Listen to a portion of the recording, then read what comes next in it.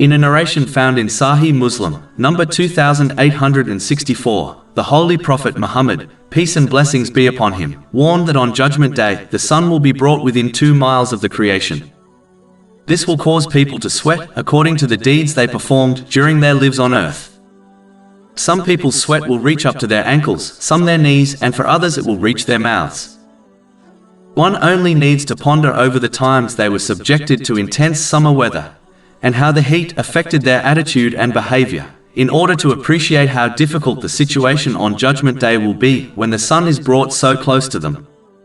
This shows that those who strive hard and exert sincere efforts in the obedience of Allah, the Exalted, by fulfilling His commands, refraining from His prohibitions, and by facing destiny with patience according to the traditions of the Holy Prophet Muhammad, peace and blessings be upon him, will find relaxation on Judgment Day.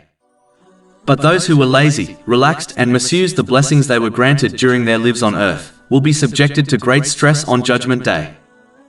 Simply put, the one who strives here will relax there, but the one who relaxes here will strive there in difficulty. The same way people strive hard in this material world so that they obtain a comfortable life and even a comfortable retirement, even though reaching retirement age is not guaranteed, Muslims should strive even harder in this world by obeying Allah, the Exalted, by using the blessings they have been granted in ways pleasing to Him, so that they can obtain peace and comfort in this world and on the day that is guaranteed to occur.